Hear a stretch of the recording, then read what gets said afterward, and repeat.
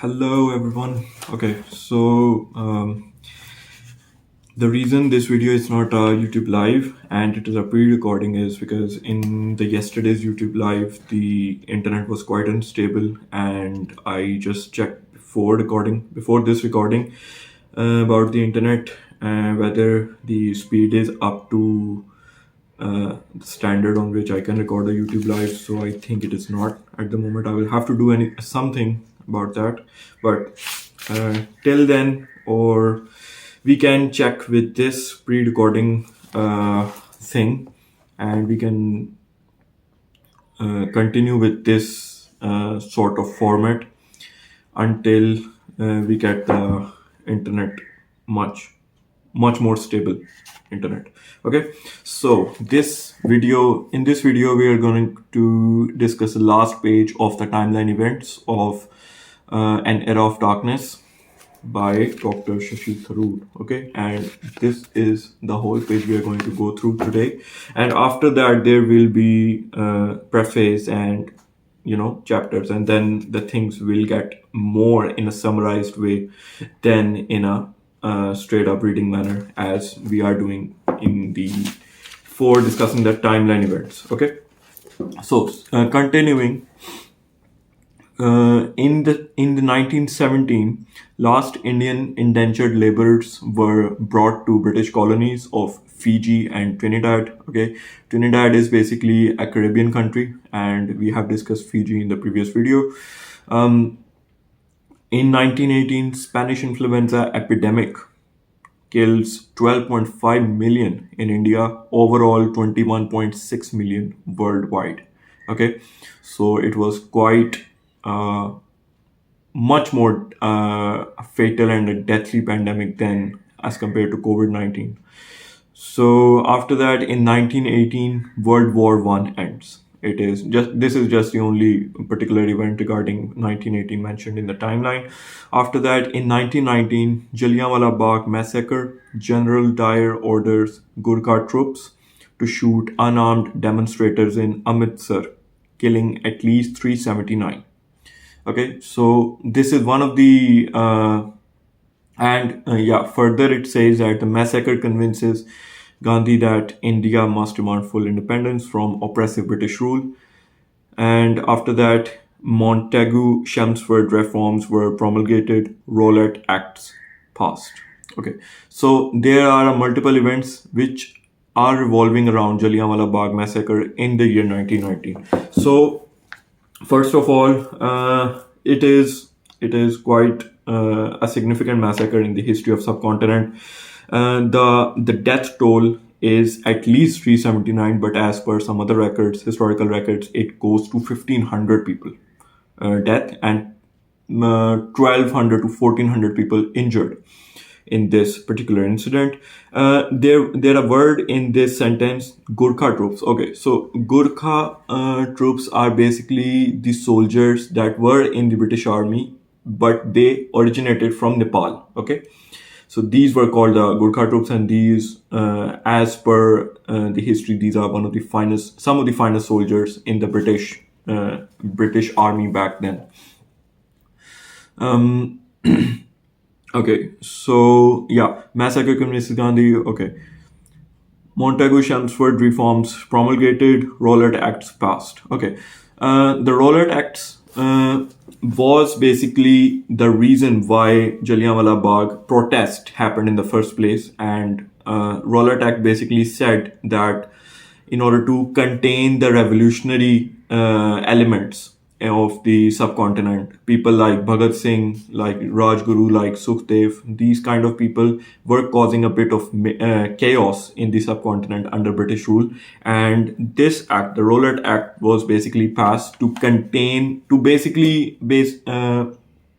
limit the individual freedom and to limit the group protesting clauses of the rituals of then British India. Okay, so in regards to this Rowlatt Act, people demonstrated in Jallianwala Bagh, but in that particular event, the Brigadier Dyer, who just surrounded the whole Bagh and just asked his troops, who were Gurkha, Nepalis, and Sikh soldiers, he ordered them to open fire, and they fired till their ammunition went down to a certain level, and then he ordered them to stop. So this was quite a deadly massacre. After that, in 1920, Gandhi formulates the Satyagraha strategy of non-cooperation and non-violence. Khilafat movement launched. Okay, so there have been multiple times in Indian subcontinent history since Gandhi came to subcontinent from South Africa that multiple non-violence and non-cooperation movements were formulated and launched by Mahatma Gandhi, and this is one of them. After that, the second significant event that happened in 1920 was Khilafat movement.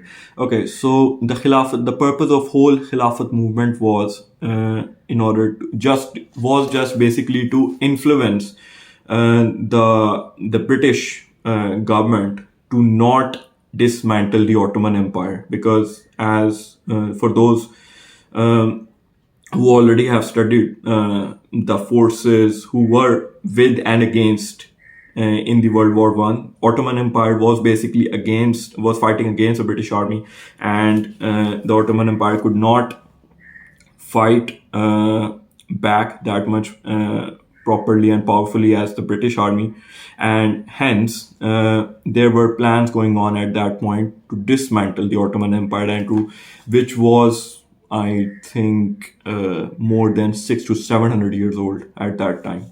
So it was a big emotional event for the Muslims at that time of subcontinent, and that's why Khilafat movement launched in order to influence and to lobby in front of British government to not eliminate the Ottoman Empire, to not dismantle the Ottoman Empire, and to keep the Caliph, uh, operational, and keep the Ottoman Empire operational as it was before the World War One, which did not happen, and ultimately the British dismantled the Ottoman Empire, and that was the official elimination of the Caliphate from the world.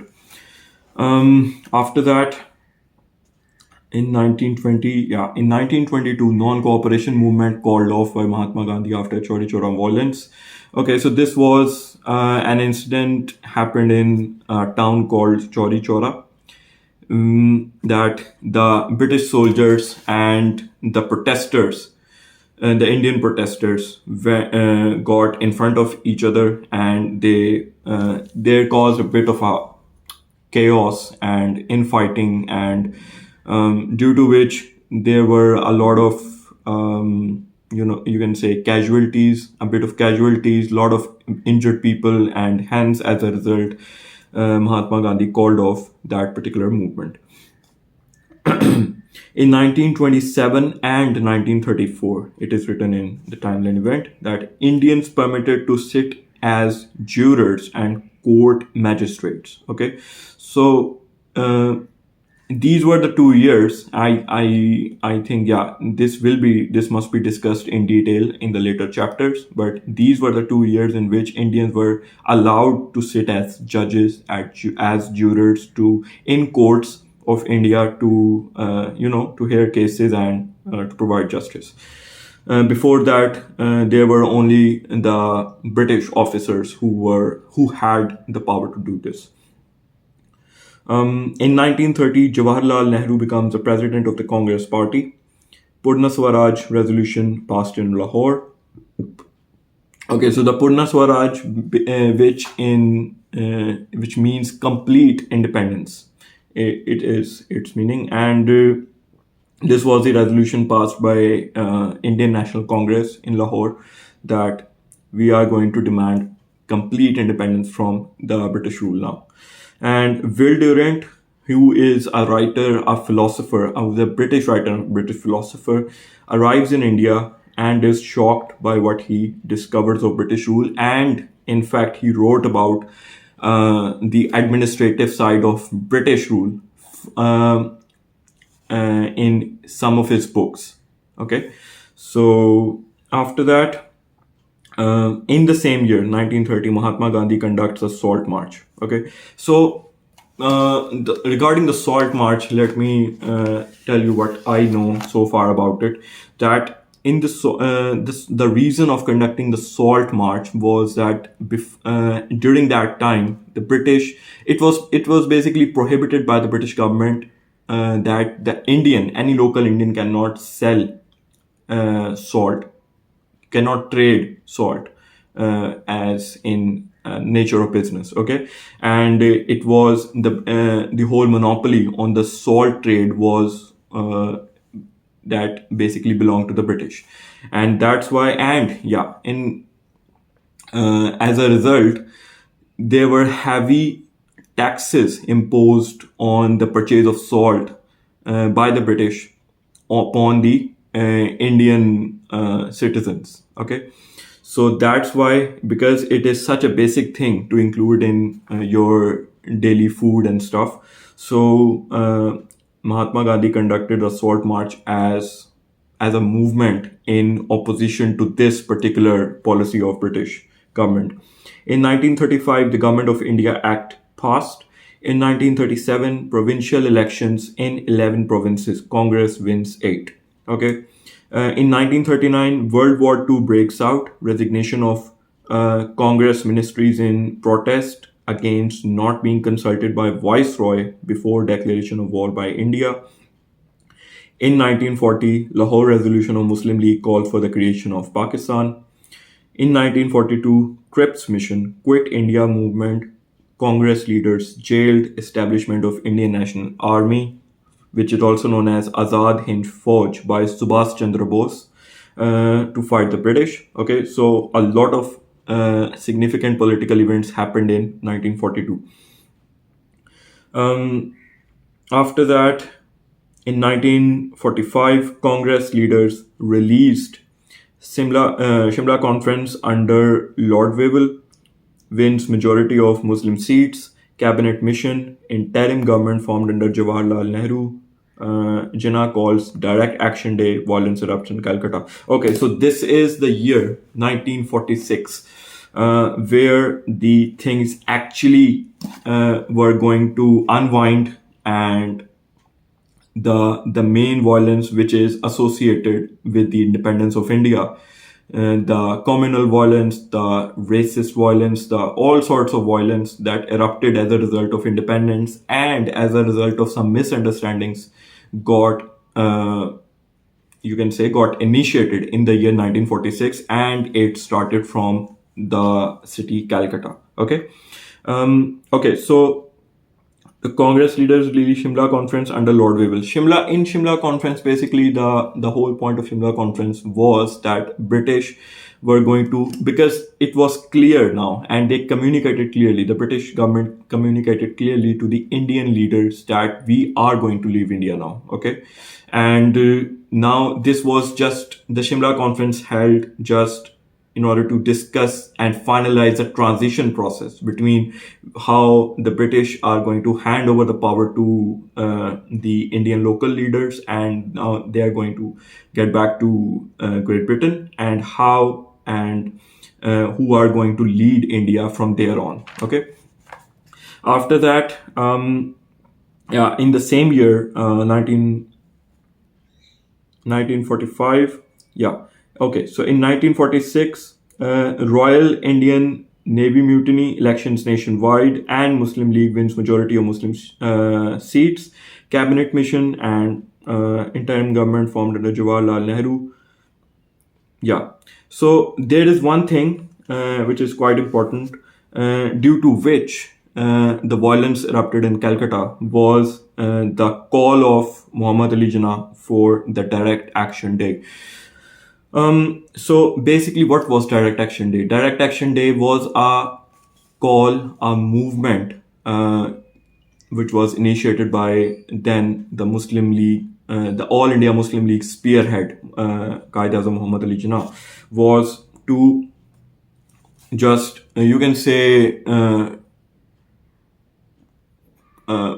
I'm unable to put words to that to explain this whole situation. It is kind of a civil disobedience at that point, that No business will going to happen until our demands get met. Nothing, the usual routine of the people in day-to-day life will get disrupted until the Muslim League demands get met.